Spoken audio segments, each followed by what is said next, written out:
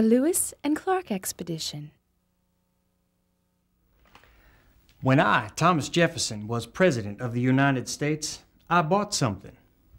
Possibly the most gigantic purchase in history. What was it? Land. Land that would become part of the United States in its own right.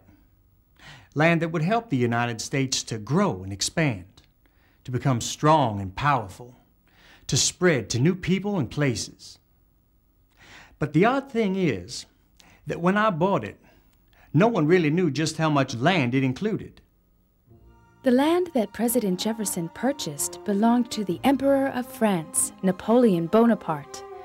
It was home to the Native Americans who had no idea it had been claimed by France or sold to the U.S. A French explorer called La Salle had explored the land and claimed it for France 100 years earlier. He named it Louisiana after Louis XIV, who was King of France at that time. So when Jefferson bought the land, it became known as the Louisiana Purchase. It was so big, it doubled the size of the United States. Before Jefferson made the Louisiana Purchase, our country only spread as far as the Mississippi River. After the purchase, the United States reached all the way to the Rocky Mountains. Jefferson wanted to learn what kinds of plants and animals lived on this land. So he sent 2 men to explore the northern part of the Louisiana Purchase. Their names were Meriwether Lewis and William Clark. Jefferson also wanted Lewis and Clark to find a way to reach the Pacific Ocean by water. With a water route, or Northwest Passage, it would be much easier to send supplies by boat from one side of the country to the other. Lewis and Clark hoped to take their boats along the major rivers all the way to the west coast. The 2 explorers began their journey on the Missouri River, traveling from St. Louis to what we now call North Dakota. Here, they met the Native American Mandan tribe. Winter was fast approaching, so Lewis and Clark built a fort to protect them from the cold. They named it Fort Mandan in honor of their new friends. While they lived at the fort, Lewis and Clark met a Native American woman named Sacagawea. Her name means bird woman. She lived with her French-Canadian husband in his cabin near the Mandan people. Sacagawea and her husband offered to go with Lewis and Clark to help them. When spring came, the expedition moved west along the Missouri River. By summer, the travelers reached a point where the Missouri branches into 3 different rivers. This point is called Three Forks. It was the land of Sacagawea's people, the Shoshone, but they were not around. Sacagawea was sad. So were Lewis and Clark. They realized there was no passage to the west coast by water. The Rocky Mountains were in the way. Instead, Lewis and Clark would have to travel over the Rocky Mountains by foot. They kept traveling northwest. Soon they found the Shoshone people. By now, Sacagawea's brother was their chief. Sacagawea and her brother were very happy to see each other. The Shoshone tribe gave Lewis and Clark all the supplies they needed to cross the Rocky Mountains, even horses. It was a hard climb, but they made it over the top. Finally, on December 5th, 1805, they reached the shores of the Pacific Ocean a year and a half after they had begun their journey. Tired but happy, they built an outpost and began preparations for their long trip back home. After returning from the Pacific, Lewis and Clark became famous. Their descriptions of the plants, animals, and minerals throughout the Louisiana Purchase convinced many settlers to go west. So, what have we learned about the Louisiana Purchase? Thomas Jefferson bought the area of land known as the Louisiana Purchase from France. It doubled the size of the United States. Jefferson sent Meriwether Lewis and William Clark to explore this land. Along the way, a Native American woman named Sacagawea helped Lewis and Clark. Sacagawea was a member of the Shoshone tribe. Pretend you are an explorer like Lewis and Clark. What kinds of things do you think you might find? My family went west. So, in the end, people were really pleased that I had made the purchase. And for many years, people moved out west. Let's travel through time to the year 1860 to see what life was like for those pioneers. My friend Emily can show us around. There! I shall call you Samantha, Sam for short. These are your brothers and sisters and cousins. We all live together in the new state of Iowa on the Great Plains of America. This is probably the most important place in the whole house because it's the warmest and the brightest. It gets so cold in here in the winter that we all sleep next to the fire. Come on, Sam, let's go outside and greet the day. Isn't it beautiful here? That's our house. It's made of sod. Since there are few trees out here, we just dig up squares of dirt to make a house. This is one of my least favorite chores, hauling water. We're lucky we found a spring, though. And we were smart and built our house near a river. That makes it easy to bathe. When the bucket is full, it is very heavy, but the water is clear and cool because it comes from deep in the ground. We use the water from the river to bathe in. See that big tub? In winter, we heat water and bathe in that. That's Daddy down there plowing. We use corn for just about everything. We fry it, boil it, bake it, grind it for cornmeal. We use the husks for mattresses. I'll let you sleep with me if you behave. I really hate making candles. You have to dip them so many times before the tallow builds up on the wicks. And you know how long one candle lasts? Only one night. So I'm always making candles. See this hat? I made it. This sweater, too. I learned to knit when I was only 4. We had to make all our own everything. There's no store till Fort Osage, and that's over 100 miles away. See this book? Mommy teaches us out of it. But guess what? A woman's going to start a school nearby. I can't wait. And you know what? Maybe I won't have to do so many chores. Isn't this great? It's so cool. I get awfully tired of working out here, Sam. Good thing I got you and all your brothers, sisters, and cousins. But I also feel proud that I know how to do so many things all by myself. And it's kind of exciting, isn't it? Just think, I'm a pioneer. The first person ever to live here, except for the Indians. Hey, you know what, Sam? That makes you a pioneer, too. America the Beautiful. So you see, the United States was growing and growing, and Americans were becoming prouder and prouder of their beautiful country. So proud that they wanted a special song to describe it. Do you have any idea what song they chose? Well, it started as a poem. The poem was America the Beautiful, and it was written by a schoolteacher named Catherine Lee Bates. In 1893, Catherine Bates took a covered wagon to the top of Pikes Peak in the Colorado Rocky Mountains. Never had she seen such a beautiful view.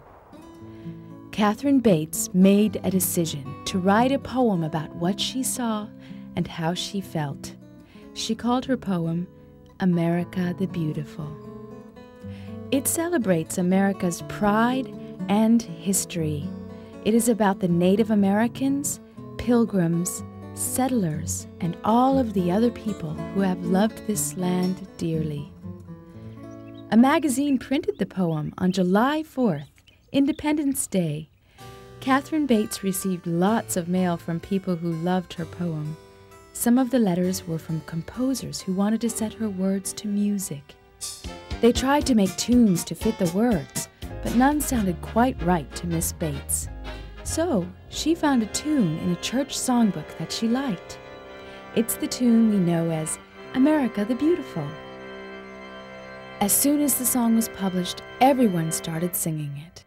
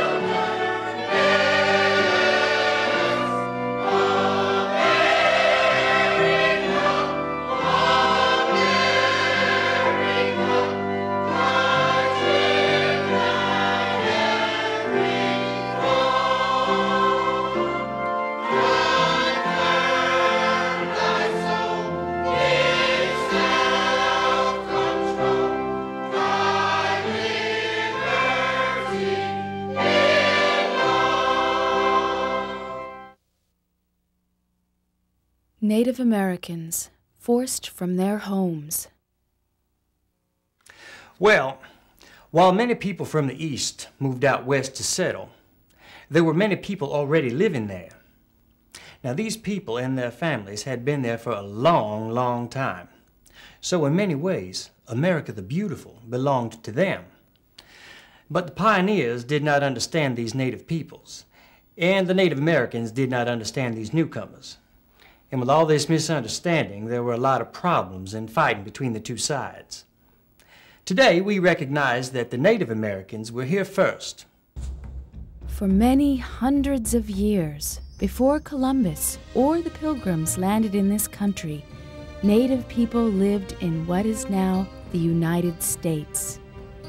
They believed the land where they lived was a gift from the Great Spirit, and that it was their job to take care of it and share it with the animals, the trees, and each other. As European settlers came to America, they wanted to keep more and more land for themselves to live on and to use for farming and hunting. These settlers created treaties, agreements designed to get the Native Americans off the land. Many promises in the treaties were not kept. Often there was fighting over the treaties.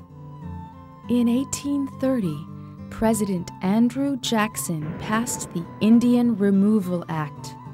This act was a law that started a process known as forced relocation. The law said that Native Americans had to sign treaties agreeing to sell their land cheaply. If they did not leave peacefully, they would be moved out by the United States Army with force. Many Native Americans were forced to move to land west of the Mississippi River.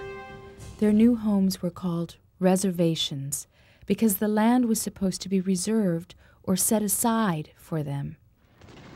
Some tribes, like the Seminole, tried to resist this forced relocation by fighting.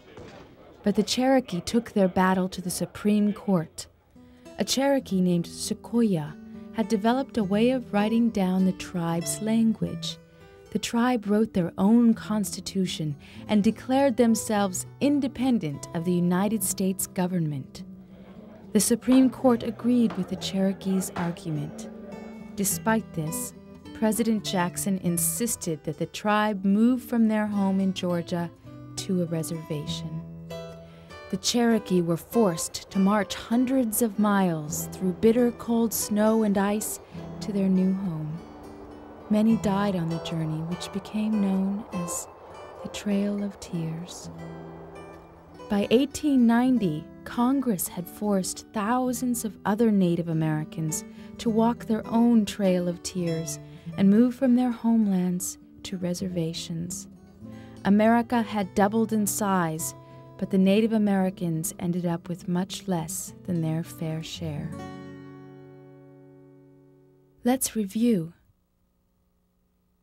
Before European settlers arrived, Native Americans lived throughout the land now known as the United States.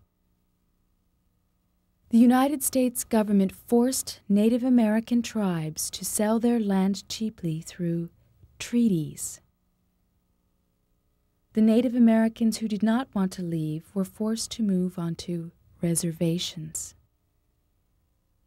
Why do you think the Cherokee journey was called the Trail of Tears? John Henry.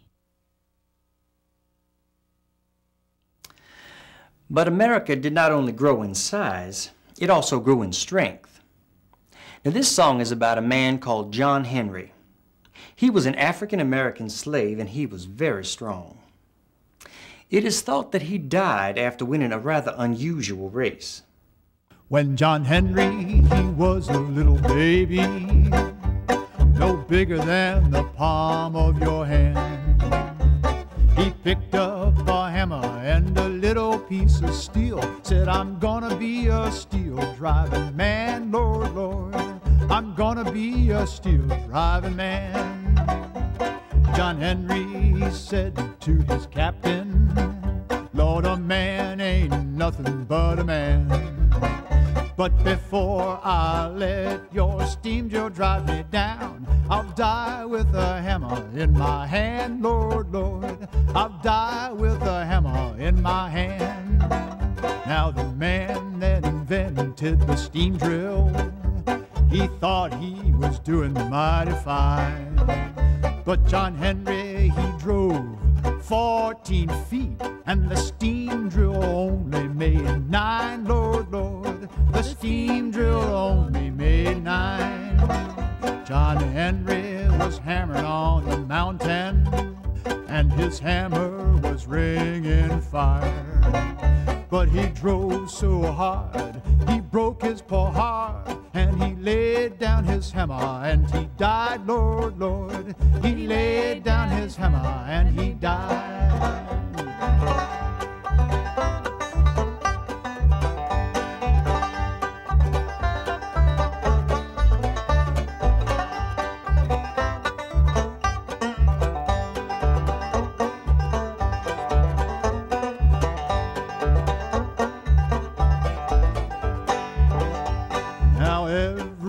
Monday morning, before the bluebirds begin to sing, oh, way up on that mountain top, you can hear John Henry's hammering, Lord, Lord, you can hear John Henry's hammering. You can hear John Henry's hammering, Lord, Lord, you can hear John Henry's hammering.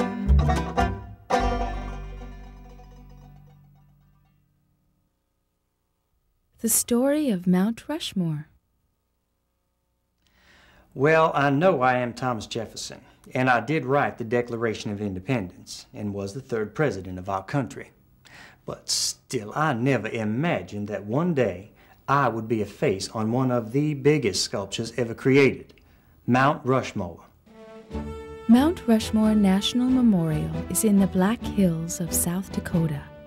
It is one of the most famous and largest monuments in the United States. A professor named Doane Robinson had an idea. He wanted a huge monument to the United States to be carved in rock in the Black Hills of South Dakota. Robinson asked a sculptor named Gutzon Borglum to design and oversee the creation of the monument. Borglum was very excited about the idea and began to search through the Black Hills looking for a site for his sculpture. When Gutzon saw Mount Rushmore, he knew he had found his spot. The mountainside faced the sun throughout the day, and the rock was made of smooth granite that was easy to carve. There was just one problem. The Black Hills of South Dakota once belonged to the Sioux and other Native American tribes. But when gold was discovered in the hills, people flooded to the area. The Native Americans once again had to defend their homeland from settlers and resist being relocated. Also, the Black Hills were sacred to them, and the idea of a massive sculpture blasted into the rock disturbed many. Borglum began to design the carving anyway. He decided to make a sculpture to celebrate 4 great presidents of the United States: George Washington, Thomas Jefferson, Abraham Lincoln, and Theodore Roosevelt. Washington was the United States' first president. Jefferson wrote the Declaration of Independence. Lincoln is remembered for saving the Union of States and ending slavery. And Roosevelt helped the United States to become a world leader. In 1927, work began on Washington's face. Dynamite was used to blast the rock away. Men were lowered down the side of the mountain in harnesses and slings and used jackhammers to knock away more rock. Then, workers began to sculpt Washington's face. Borglum made a 20-foot model of the sculpture so the work on the mountain would be accurate and look right. Jefferson sits to the right of Washington, but originally he was supposed to be on the left. As work began on Jefferson's face, it became clear that the rock was no good. So, the workers blasted the face away and started again, this time on the right side of Washington, where we see him today. On July 4th, 1930, Washington's face was finished. Soon after, Jefferson's face was unveiled, and work continued on the remaining 2 presidents, Lincoln and Roosevelt. But before the monument was fully complete, the government realized that it could not afford to pay for the memorial anymore. After 14 years, work on the monument came to an end. Mount Rushmore is an amazing achievement that reminds us of 4 great leaders in United States history. But the monument tells another story. As the United States expanded, European settlers forced Native American people to move from their homelands to other areas of the country. So, Mount Rushmore can be seen as both a celebration of the United States and a memorial to those who suffered as the United States grew. In this segment, we learned that Mount Rushmore is a large rock sculpture of 4 of our nation's greatest presidents. They are George Washington, Thomas Jefferson, Abraham Lincoln, and Theodore Roosevelt. Mount Rushmore was created by Doane Robinson and Gutzon Borglum. Who are some heroes of today that could be on Mount Rushmore?